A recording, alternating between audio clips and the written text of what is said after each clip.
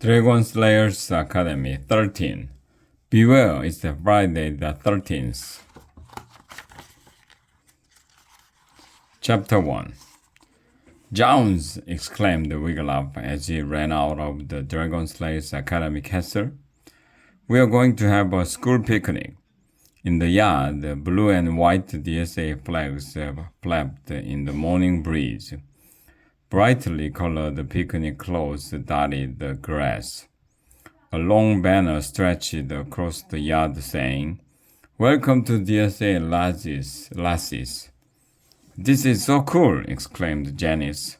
At Dragon Whackers, we never had a school picnic. She blew a big green bubble of Smiling Horse tree sap gum. Janice's Smother Bottom was DSA's newest student. After she came, Mordred decided to open DSA's doors to all lassies.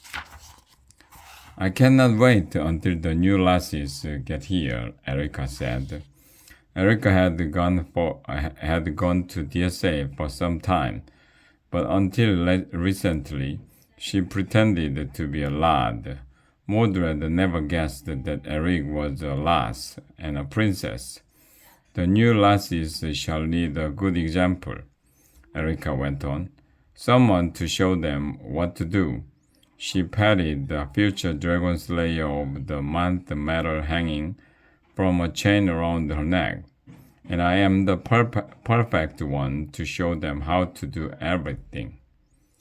"Look over there," said Angus, who was plump and fond of food. He pointed to a long table heaped with meat pies, breads, cheeses, and bowls of apples. Wiglaf's stomach growled softly at the sight of so much good food. Breakfast that morning had been leftover eel. He had not been able to choke down much of it. "It's a feast!" Angus exclaimed. "Indeed it is," said Mordred's sister, Lady Lobelia, as she stepped out of the castle. She wore a blue gown with a spray of yellow feathers at the throat. Modi spent a pretty penny on it too. Yet he is sure to get his gold back 10 times over when all the new lassies paid their tuition. Lobelia cupped her hands to her mouth. "Class 1, she called. "Come, quickly." Class 1 gathered by Lady Lobelia. Wiglaf and his friends joined them. "The Class 2 and 3 lads are still off in the dark forest collecting stones for building the new dome," Lobelia said. "A dome for us lassies," exclaimed Janice. Lobelia smiled. "So it is up to you, Class 1, to show the new lassies the true DSA spirit." Erica raised her hand. "May we welcome them with the DSA cheer?" "Oh yes, do," exclaimed Lady Lobelia. "You shall each get—" She stopped. "Janice, are you chewing gum?" Janice stopped chewing and swallowed. "Not anymore." Lobelia lowered her eyes.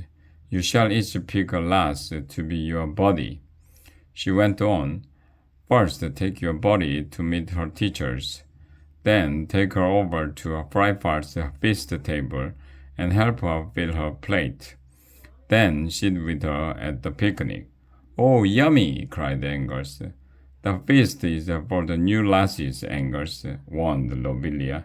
"No!" cried Angus. "You can't mean—" "I do," said Lobelia. "Frypart will give each of you old students a delicious box lunch of chopped eel on a toasted loaf." A chorus of groans sounded. "I don't mind," called Janice. "I'm growing to like eel." "Now I have a surprise," said Lobelia brightly. "Erica and Janice, come into the castle with me." "We'll be right back, lads." Erica and Janice followed Lobelia eagerly up the steps and into the castle. "I shall pick a tiny lass for my buddy," Angus said after they left.